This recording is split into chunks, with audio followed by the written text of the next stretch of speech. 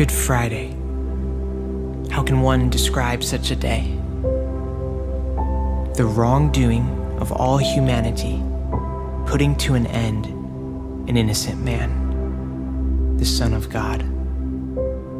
This is the story of Jesus' death by way of a cross, all in one moment bringing death to the bright light of our future.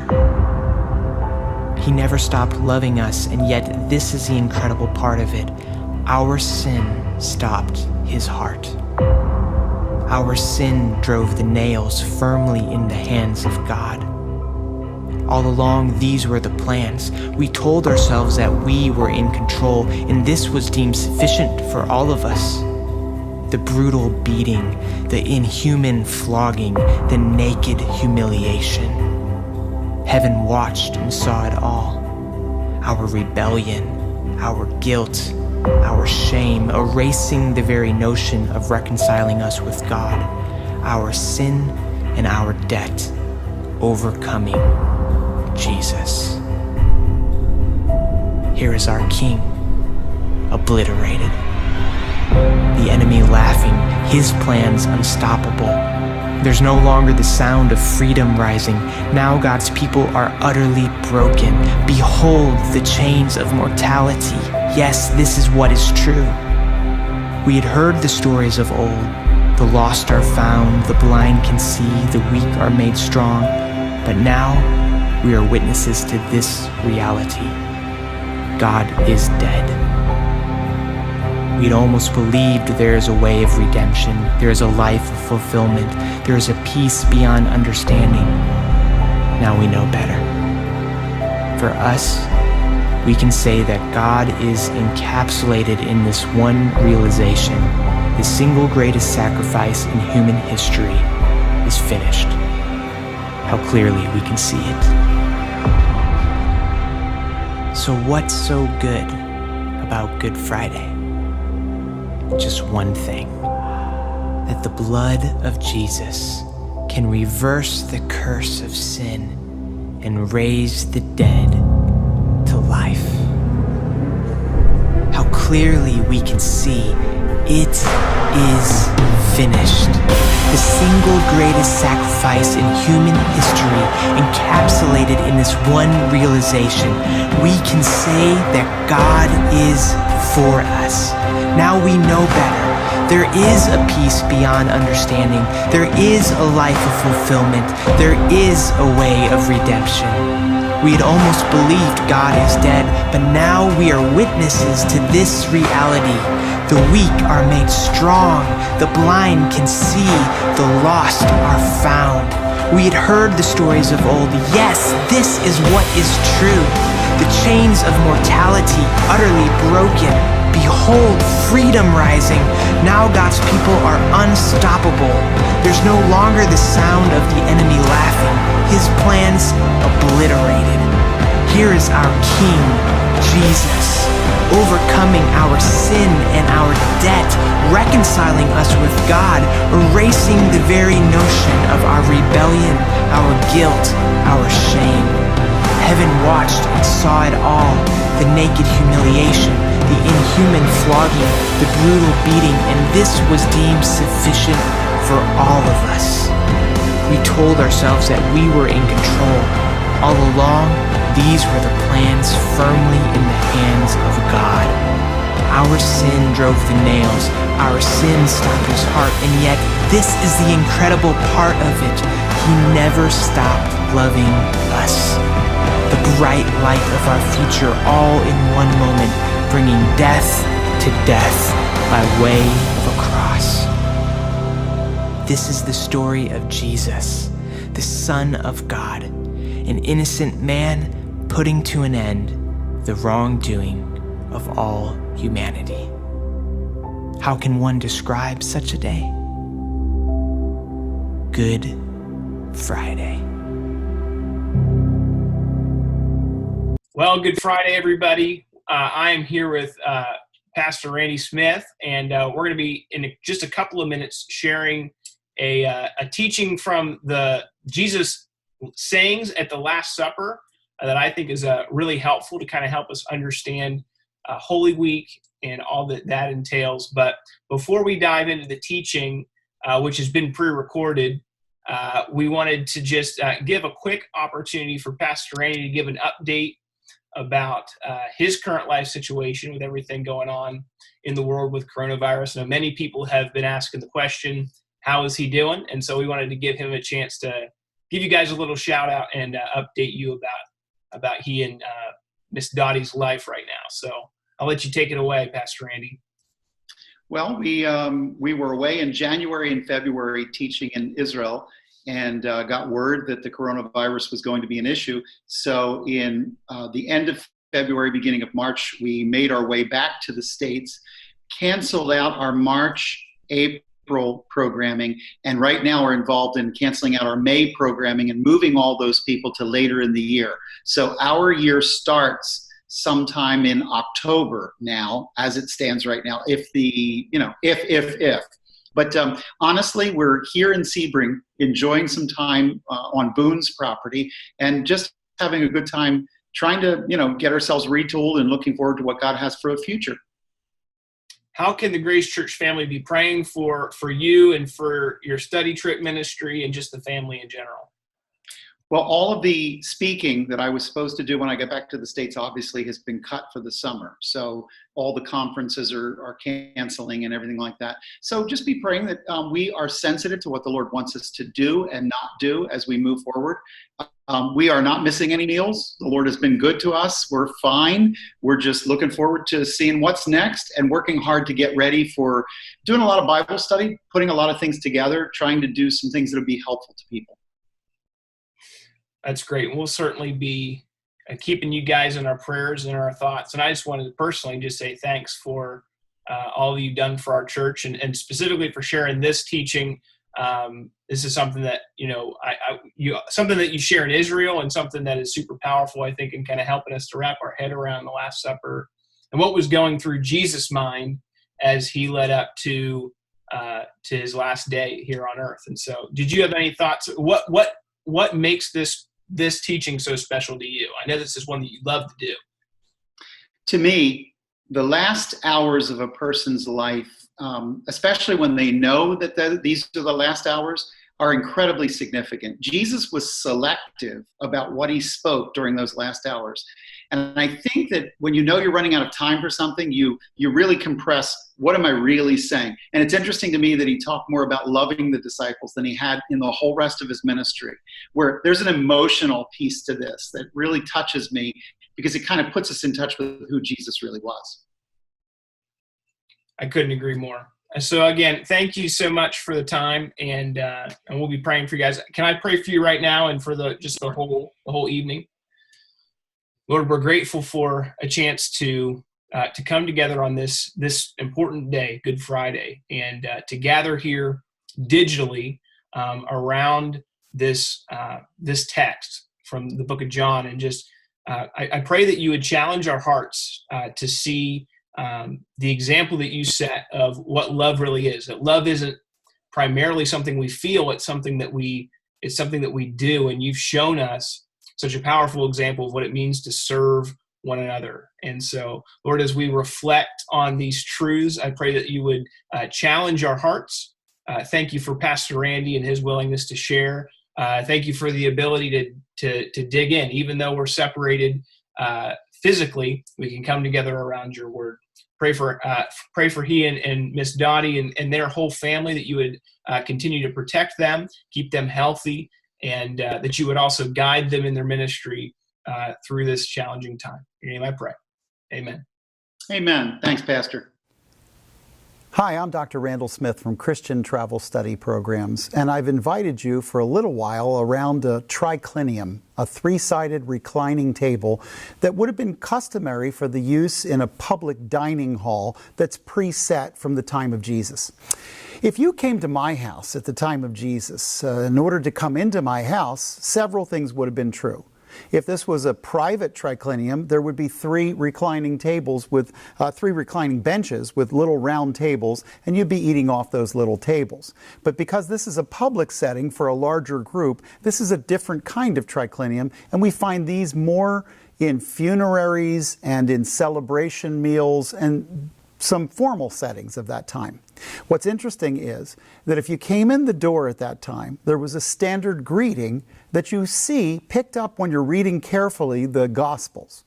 You remember when an angel appears in the Gospels, the very first thing he says is, "Fear not," because if someone appears in your kitchen and you're not prepared for them, you get afraid. But right after that, the angel will say, "Peace be unto you." Now, in the 19th century, the Palestine Exploration Fund sent a number of explorers into the area of Israel. And when they got there, Charles Warren, for instance, records that he noticed that people used the term for a greeting, "Peace be unto you," but they had a hand motion that went along with their words. And what he saw was, "My heart is yours, my lips are yours, my mind is yours, I have no weapon in my hand, and I bow my neck in trust before you." All this went with the words, "Peace be unto you." I find that interesting. Did you ever have a conversation with somebody and you were just sure that the whole time they were talking to you, they were actually looking above their shoulder at something else going on in the room, like they weren't really engaged in the conversation? Well, the ancient way of doing this was to say, "My heart belongs to you. My lips belong to you. My mind is in this conversation. I have no weapon in my hand, and I'm going to bow my neck to show you that I trust you." You might even remember that in the Bible, Israel was called a stiff-necked people. That is, they wouldn't bow in trust. Now, the only words you express in the greeting are, "Peace be unto you." And the reply was, "And unto you peace." If in fact that 19th century happening went all the way back to the time of the Gospels, maybe Jesus and his disciples, when they're coming into the room, are saying, "Peace be unto you," and "unto you peace," and that's half of the biblical greeting. The other half included taking your hand and extending it on the person's opposite shoulder, and they would extend their hand on your shoulder, and you would bow before them, and you would kiss their cheeks, and they would kiss yours. And there would be not only a verbal greeting, but also a physical greeting called a kiss of peace. You still see that in some liturgical churches where a kiss of peace is part of, say, a Mass. But what's interesting is that when you went through this entire greeting, it was a protracted period of time. So Jesus, when he was telling the disciples, because of urgency, to be more forthright and in a hurry, he said, "Don't even stop and take time to greet one another." In other words, there's a long process involved in greeting each other. But let's just imagine you came into my house back then, and we've all greeted one another, "Peace be unto you," and "unto you peace," and now we've all come to assemble in the room. There are several things I could have done to make your experience in this room better. One of the things I could do, because we're in the pre-deodorant era and because we're all coming hot off the desert sands, is maybe burn some incense in the room. Because by burning incense in the room, I'm actually going to make it a more pleasant experience for all of us.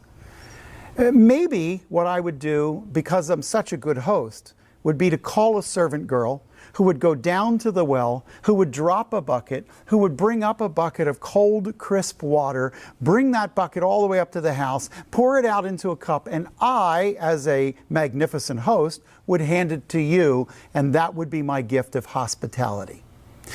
I might want to wash your feet. Now, in the Gospels, it appears Jesus washed the feet of the men later in the meal. But in many cases, at least by the middle of the 19th century, people were doing that at the door with a basin, and a servant would normally do that for you as you came in.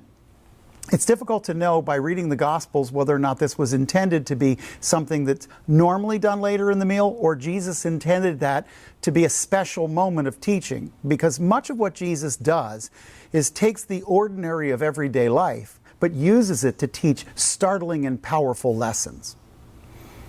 Now, the washing of the feet could have been something I would do on the way in the door, and certainly burning incense. But I might also take a little bit of olive oil or almond oil and have it mixed with a spice and dab it on your head and give you just a little bit of an anointing of some kind of fragrance, something that each of you would have the same fragrance and it would fill the room for much the same reason as you would do the incense. It was just a nice thing that we could do for you.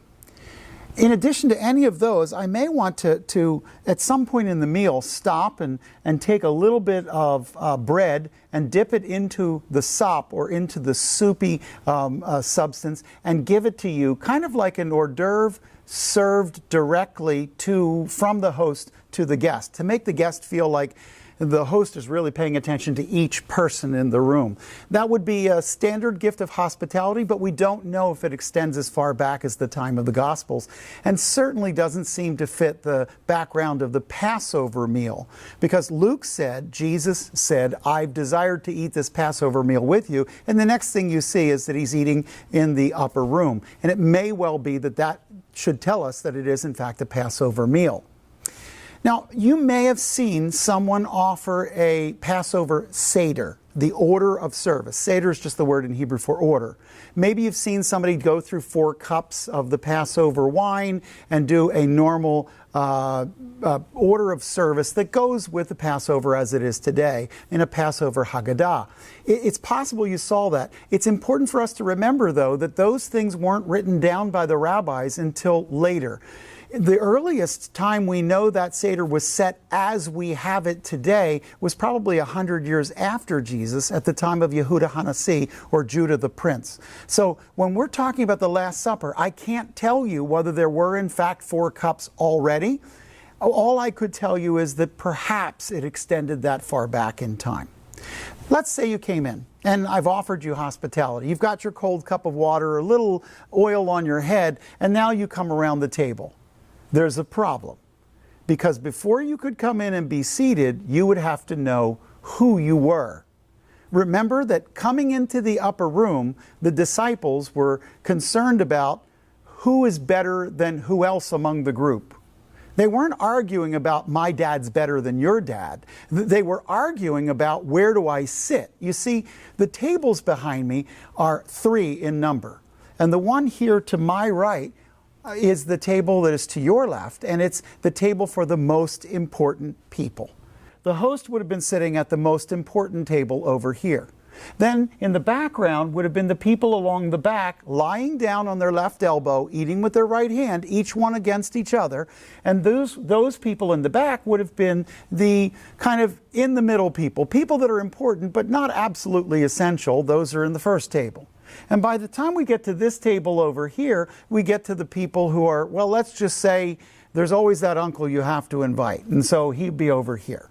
So there's a decreasing order of the importance of people when they come into the room. And you remember that Jesus in Luke's gospel was telling some guys who are gathered around a banquet table, don't look for the better seats. It's always better to go for the low seats and be moved up by the host to the most important seats than it is to start in a seat of higher importance and then be humiliated in front of your peers.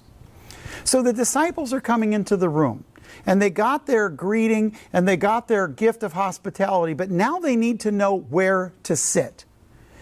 Everyone in the period of what we would call the Roman period was very aware of their class distinctions and very aware of their setting and their social setting, and they knew that social cues required that they know who they are and who they're not in terms of where they sit. We see this all over the Mediterranean world. Whether or not who you are determines where you sit in a theater. Who you are determines where you sit in any setting that's public. And so in this public setting, you would come in knowing who you were.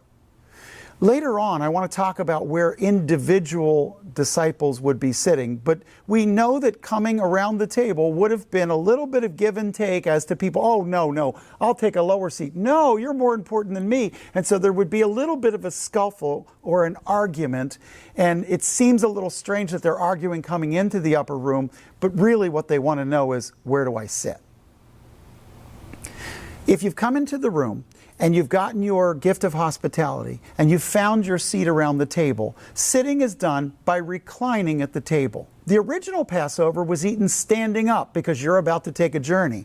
But now God's people are in their land, and so they recline and they invite Him to celebrate the Passover, that they've made it all the way through the journey through the desert. Imagine you've been lying there for a long time that night. It's going to be easy for you to fall asleep when someone says, okay, now we're going to pray. And so have a little bit of sympathy for the disciples for that reason. Now, if you're reclining on your left elbow and you're eating with your right hand, it means that from this side, people are facing this way.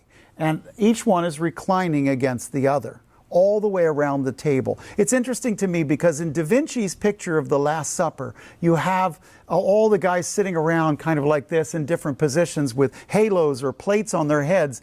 And then John has himself affixed to Jesus' chest as though John is somehow feeling ill. But the point of the writer was to tell you where John was at the table, not to tell you that John was reclining. Everybody around the table is reclining. That's just part of the way you have this meal. Let's just suppose for a moment that when you gather into the room, you need to go through a couple of procedures, things that are normal for people to do before they would eat. One of them would be the washing of hands. Now, this is more than just a hygiene statement. It's also the preparation of your heart as you get ready for the bounty God gave you. One of the rabbis, Hillel, is remembered to have taught that by simply taking a little bit of water and putting it in the center of your hand and then touching your thumb to each of your fingers, you would be preparing yourself in the washing of hands. Shammai is remembered in a different way, in a much more strict way of saying that no, you had to do this and touch each of your fingers 7 times, 7 being a number of completion. And of course, the idea is that you have to be completely ready to receive God's bounty, completely clean, completely anticipating God's goodness.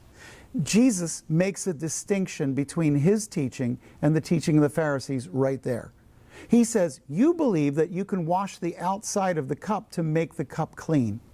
He uses the illustration of washing the hands and says, you think that by preparing yourself externally, you can get ready for change on the inside. But I tell you that the problem you have is that you're broken on the inside, and the cleansing has to happen here before it can happen here to have any meaning.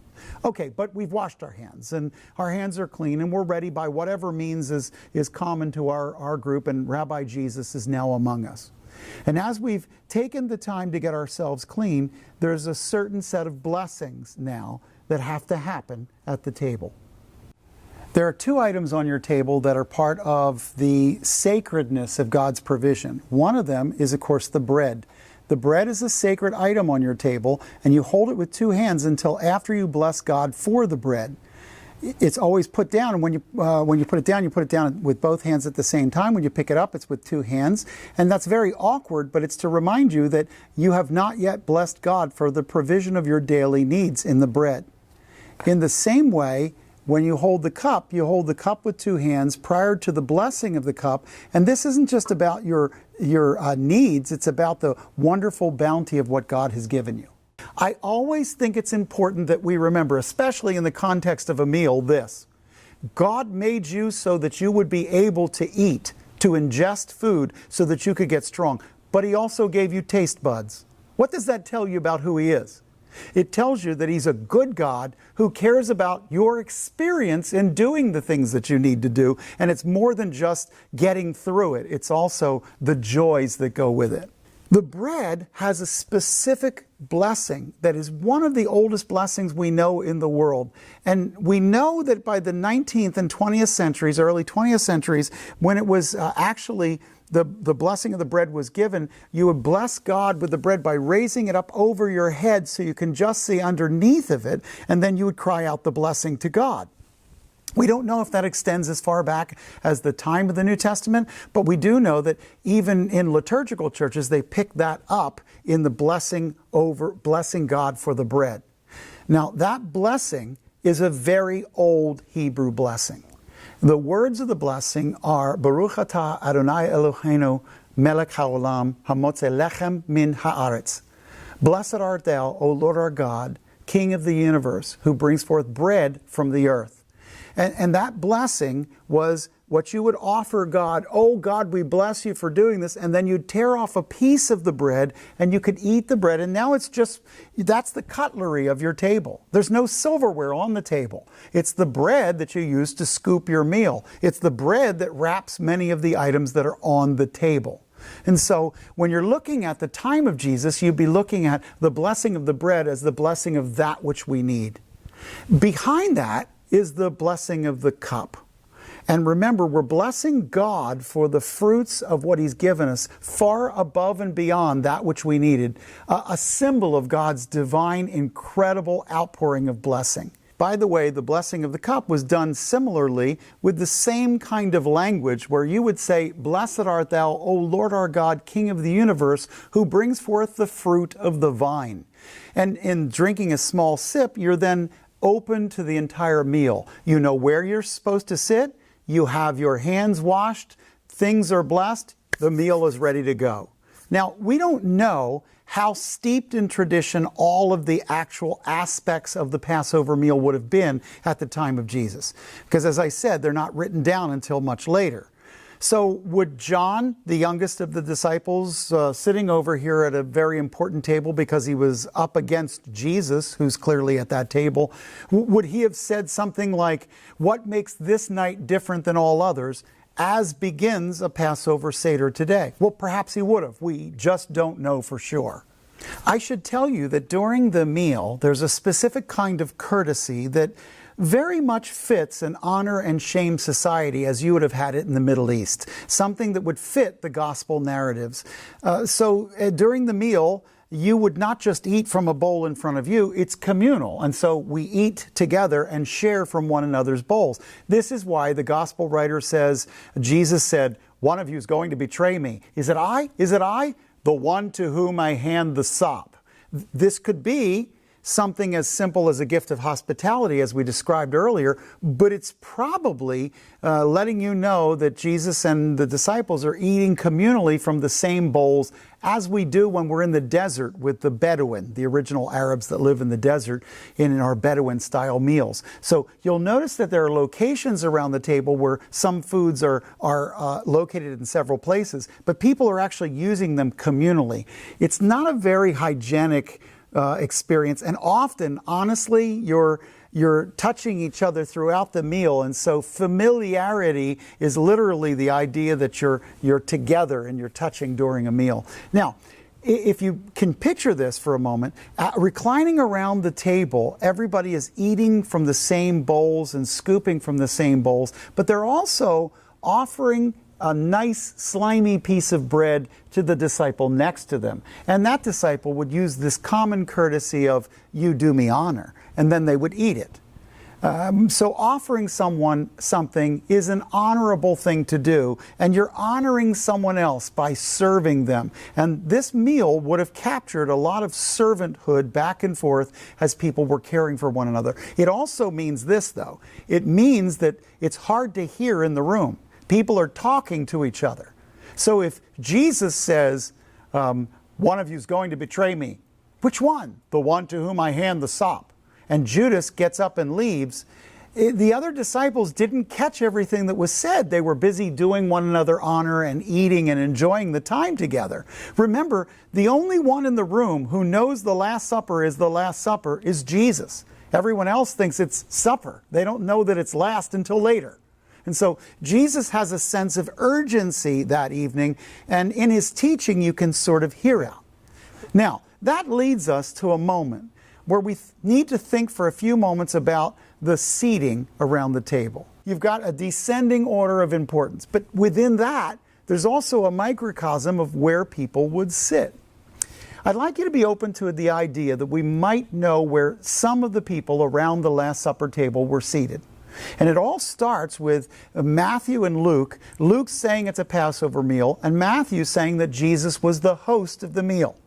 We know that the most important people sat at this table. We also know that the host never sat on the end, but rather was second from the end. The reason for that is that the person on the end had the job that Nehemiah had in the Bible, the job of the cupbearer. In other words, the one on the end would have been the first person to eat. So basically, whoever's here, we let them eat, and if they don't die, then we eat too. But it's more than that. It's that this person then is kind of the food taster to make sure that what's coming out of the kitchen is prepared for the rest of us. And next to that person would be the host. If Jesus is reclining on his left elbow and eating with his right hand, he's facing the direction that I'm facing right now, around the table, second from the end. If John is reclining on Jesus' chest, it puts John in the first position. As a result, what we know then is that Jesus would have John reclining on his chest all night, as you see even in the artistic renderings of the Last Supper. The interesting thing is that Jesus said, "The one to whom I hand the sop, he will betray me." Now, I'd like you to be open to the idea that Jesus doesn't have unusual size or use of his physical arms.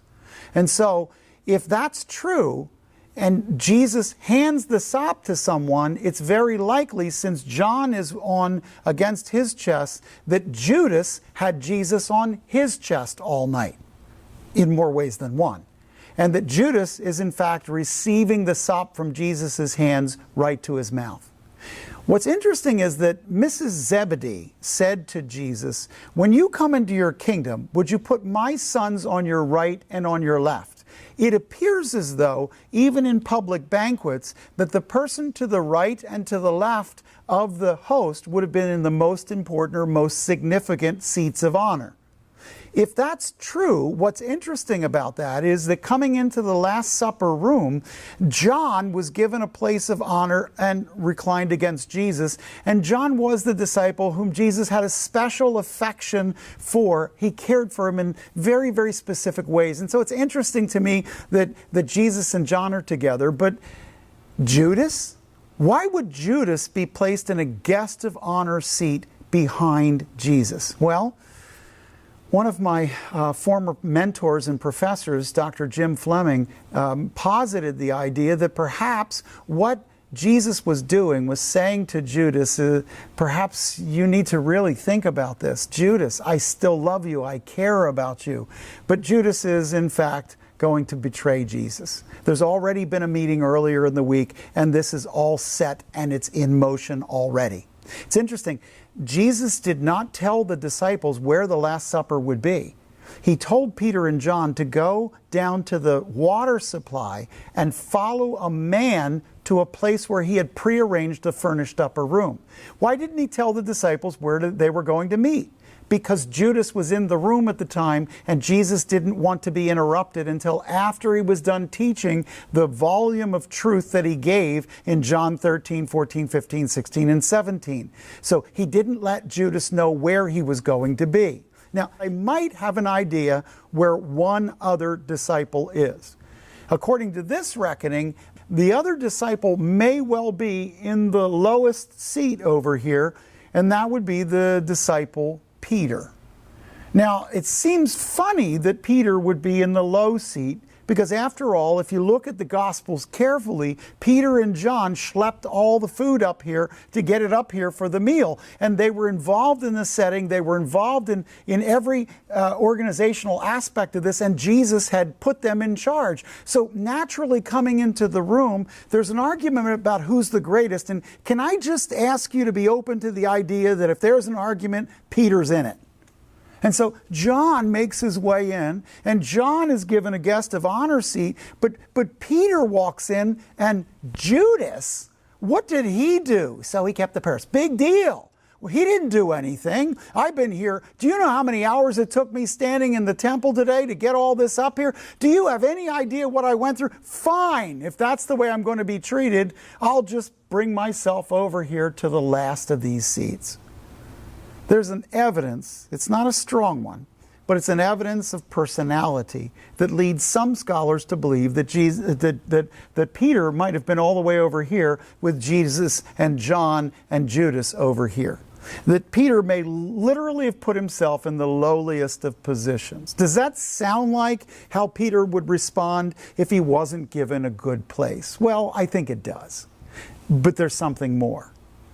The evidence suggests, and again, we're looking at something that's an impression of the text more than a grammatical exclusion, but Jesus is teaching around the table, and he comes to a time when he perceives that the servant should get up and wash the feet of the other people, but he perceives that there is in the room a person in that position that's not ready to do in their heart what they should be ready to do.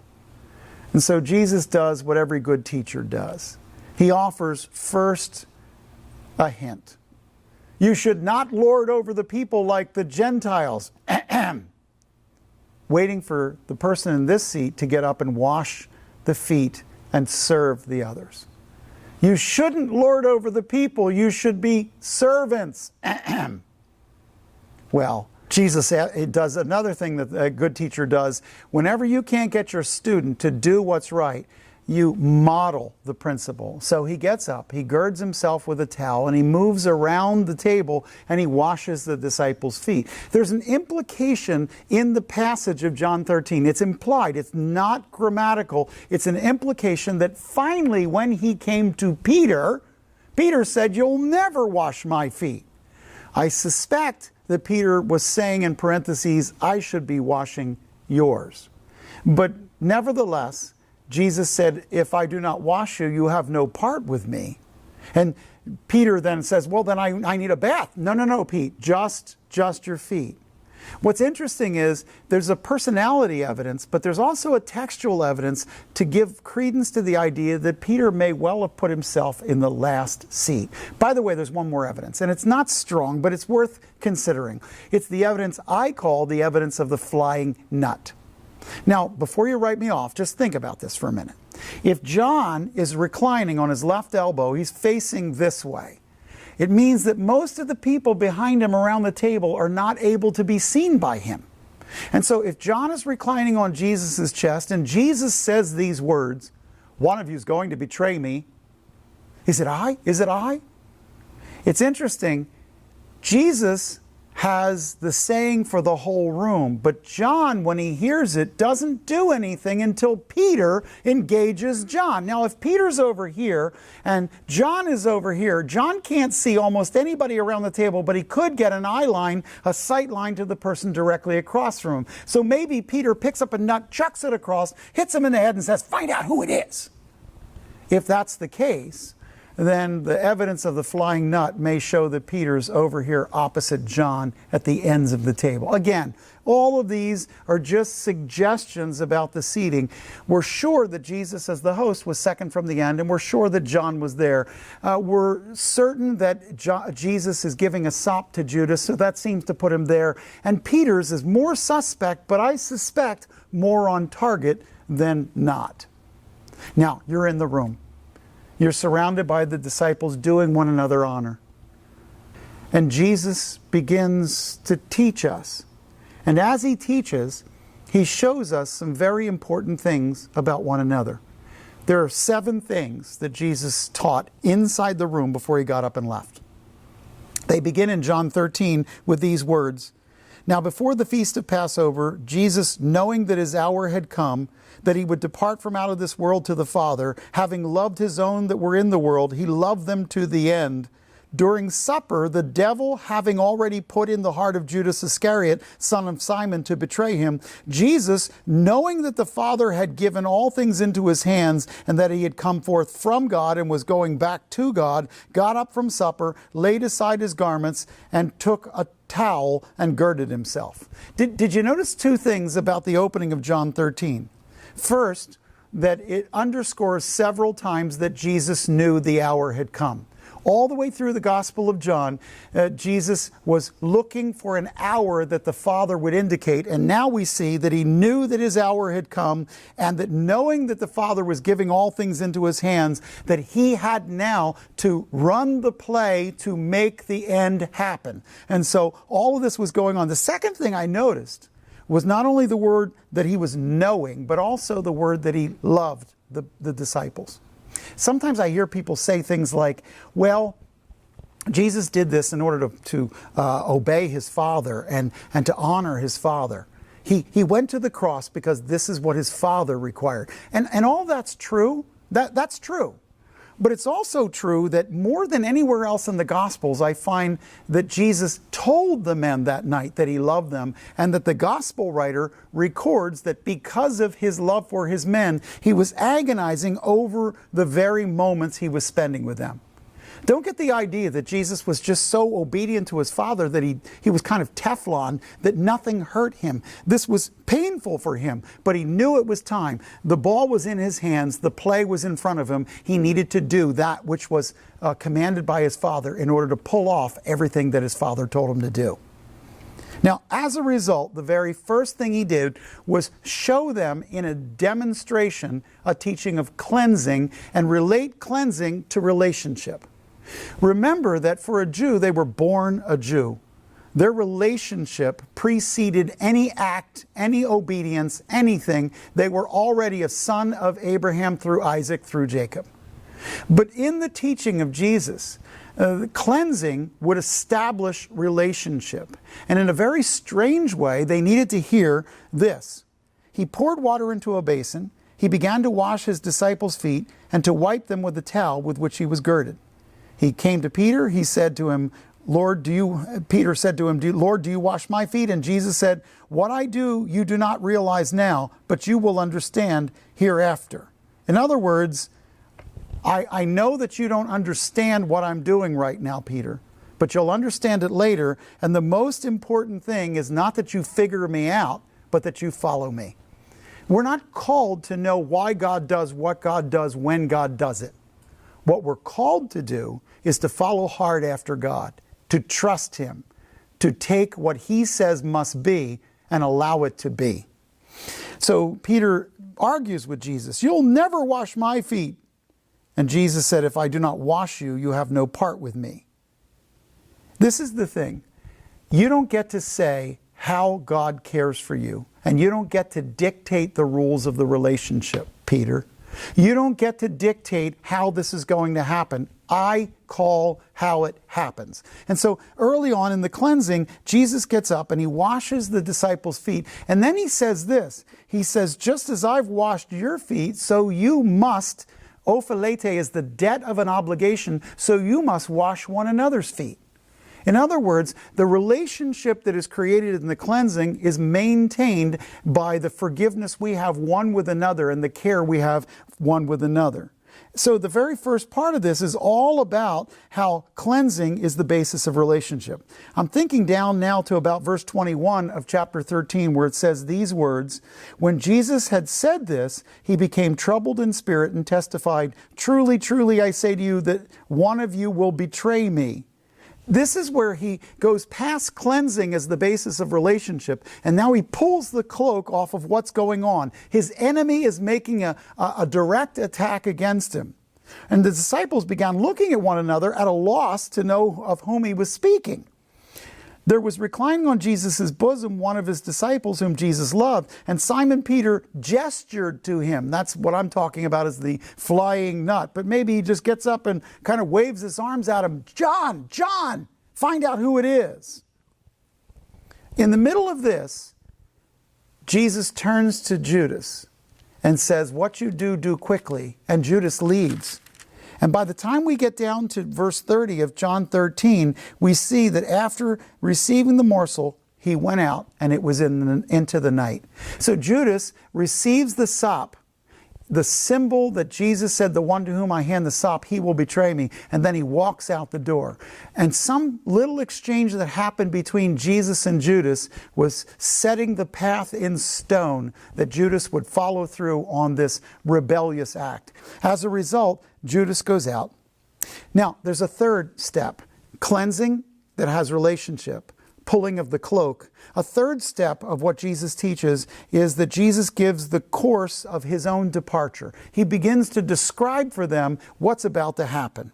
And in verse 31 it says, therefore when he had gone out, Jesus said, now is the Son of Man glorified, and God is glorified in him. It took the exit of Judas to get Jesus to set his mark on, now is the time. God is going to be glorified. This is going to be the immediate future. It says, if God is glorified in him, God will also glorify him in himself and will glorify him immediately. Little children, I am with you a little while longer. So what he does is he says, all right, now is the time, but I'm going to leave. I'm only with you for a short time. And I want to give you a new commandment, that you love one another as I have loved you. That's how you should love one another. And by this will all men know that you are my disciples, if you love one another. He says, the course of the next few hours, I'm going to be taken from you. But to supply the love I've given to you, I've given you each other. And that love should pour from you into one another. Now, remember, biblically speaking, love is acting deliberately to meet a need because there's a need, expecting nothing in return. Love is not something you feel, it's something you do. It's a verb. The feel of like comes from the action of love, in the sense that when the baby cries in the middle of the night and the mama has to get up to feed the baby, it's not because she feels like she's all attached to the baby. It's because the baby needs to eat and she knows that she's been provided for that child in order to care for that child. And so love is acting deliberately to meet a need because there's a need, expecting nothing in return. In that same way, God so loved the world. He didn't look down at the earth and say, oh, I feel so warm and fuzzy. He said, they have a need. I can meet that need. I will act to meet that need. And he did. But God expects little in return. Since there's little I can give him, he's intrinsic. He has everything he'll ever need. And all he asks is for me because he wants me. So Jesus said, I've loved you. I'm leaving you. You'll love one another, and that's how you'll stay together. Not only that, that's how people will know that you're part of what I'm all about, by the way you handle one another. Broken churches break the absolute testimony they were left to have before the world. When we don't get along with one another, care for one another, meet one another's needs, we literally shut down the testimony that God gave us.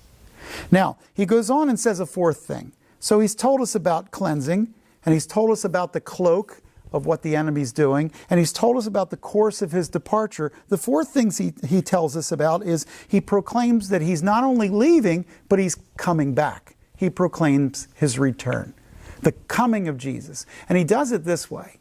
He says, don't let your heart be troubled. You believe in God, believe also in me. In my Father's house are many dwelling places. If it were not so, I would not have told you. I go now to prepare a place for you, and if I go, I'll come again to receive you to myself, that where I am, you may be also. And Jesus uses the illustration, the simple illustration of a marriage custom that was well known to every one of the guys in the room to describe his return. In the biblical world, if I saw a girl I wanted to marry, I wouldn't just walk up and ask her for a date. This was not a dating world. I would rather go to her father and I would say, your daughter is so ugly, she'll scare the wool off my sheep. No, my daughter, she's very beautiful. And we would negotiate. This contract that we're making is called the shidduchim. The shidduchim contract was a contract whereby a father who was about to lose a daughter, and we're talking about a time in which it took 5 farmers working all year enough to produce crops for 6 to eat. What we're saying is this: if you take away the daughter out of my house, we might starve this year. So you owe me a specific amount, a specific value of my daughter because she's valuable to my house. You're not buying a wife. You're repatriating money to her father to offset the loss of a worker for a period of time. And what's interesting is in the shidduchim, the girl is not brought in until after the price is agreed. Now, ladies, think about this. What could be happening here is your little brother runs out to the field and says, I think the man that wants to marry you is here talking with Dad. And you're going to have to come in pinching your face, kind of cheap rouge, and you're going to brush yourself off, and you're going to come in and you're going to find out what your future husband thinks you're worth and what your father settled for in value. This is going to either be exhilarating or humiliating. But here's what I know for sure. At that point, ladies, you have the option of leaving the room and preparing from the family victuals a way of saying yes, or leaving the room and refusing to return. If I love this man, what I would do as a young girl is go off and I would take some of the family bread and make some of the flat fatir type bread, and I would bring that bread back in and serve it to this one who would be my husband, and I would bring from the family's best wine a cup of the wine, and I would bring it, and that man that I was going to marry would break that bread, bless God over it, break it, and then serve me as I serve him, and then he would bless God for all the bounty of the wine, drink it, and give me a drink. And what would happen is, in bread and cup, I'm essentially slipping a ring onto the love of my life's finger. Jesus said, I'm going away. You don't know when I'm coming back, because only royalty in this time period actually sent out invitations. Most people didn't know when their bridegroom was coming. He would have the shidduchim, and when they actually came down to the end of the contract, he would leave and build onto his father's house, and after a time he would come back and get his bride, but she didn't know when. She just needed to be prepared for his arrival. And what's interesting is that in John 14, Jesus said, I'm going away, I'll be back, and all I'm going to leave you is bread and cup, so that these symbols would remind you that you should be looking to the skies, waiting for the return of the bridegroom, and you should know this. When he comes, you should be all the while saying, I cannot marry another. He is my first and my highest love. So Jesus told us about cleansing, and Jesus pulled the cloak off the enemy's work, and Jesus told us the course of the direction of what the next few hours would bring about, and how we would have to take on loving one another. And Jesus told us about his coming and his return. But Jesus did more than that. He also described his connection to the Father. He said, if you have known me, you've known the Father. If you have seen me, you've seen the Father. If you hear me, you've heard the voice of the Father. If you ask me, if you ask him in my name, he will do it. In other words, there's a unique connection between the two of us, and that connection in John 14, verses 7 to 15, is a powerful thing. I am connected to the living God, the God of Abraham, Isaac, and Jacob, because of the work of Jesus. And I need only know him to know his Father. Then Jesus told us about the Comforter that's coming. Yes, I'm leaving. Yes, I'm related to the Father. Yes, all these things are going to pass, but I want you to know that I'm not leaving you alone. Yes, your love for one another will sustain you, but a Comforter will come. I'm going to send you a helper. This is John 14:16. I will ask the Father, he will give you another helper, that he may be with you forever.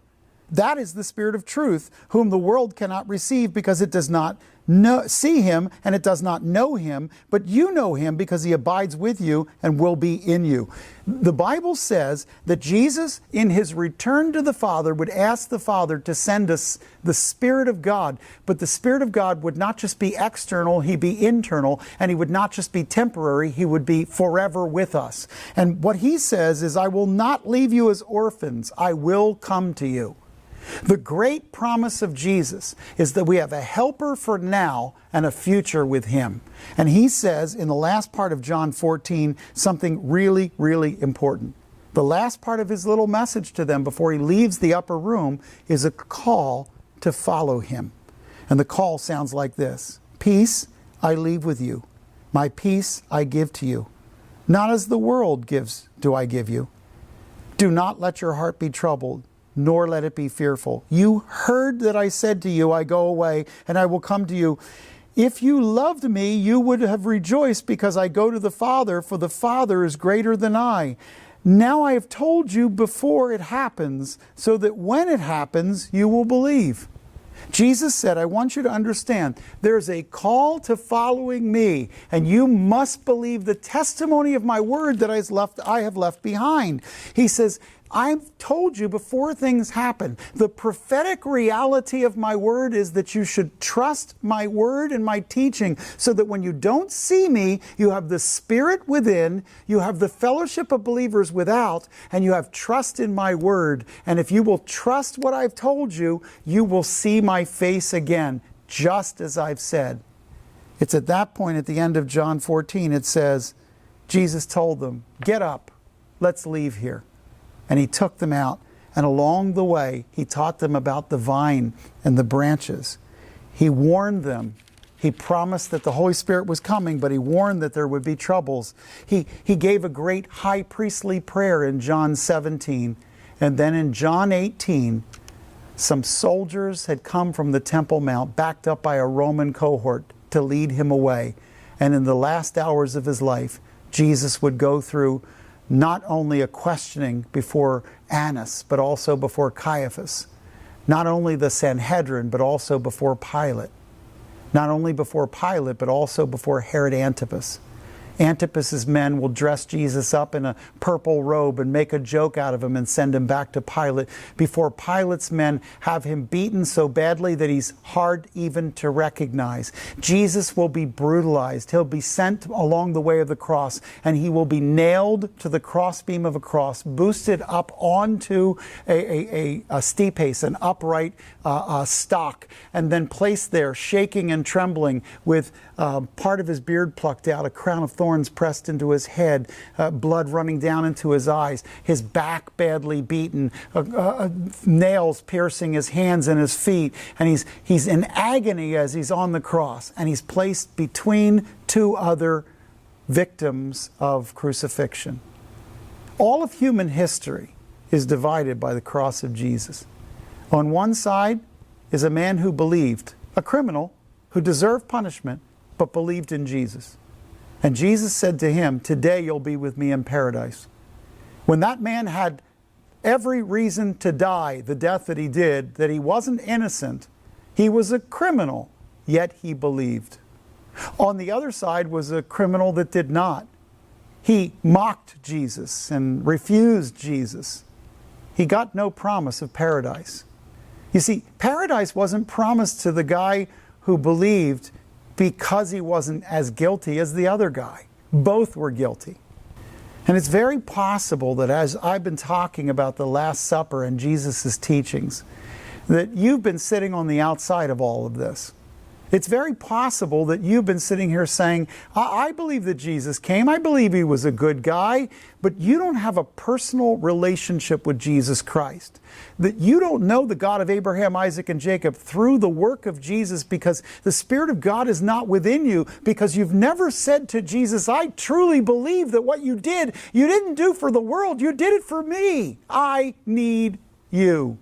I want you. Lord Jesus, come into my heart. Change who I am. Can I implore you today to think carefully about who is this one, Jesus, who is called the Christ? Can I remind you that the greatest evidence of the resurrection of Jesus is the changed lives of the disciples.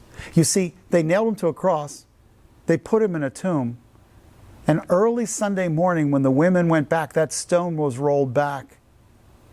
I can show you that one after another, 11 times Jesus was seen of different people in different groups, 500 at one time. And here's what I know, that one man after another stood up and said, he was risen as he said, even upon the pain of their own death. Something happened to those men. Something changed them from being afraid and hiding in an upper room to standing up boldly in the street and saying, you crucified the Prince of Life. Something happened to those men. They had everything to lose, nothing to gain. I would call upon you to see the resurrection changed them.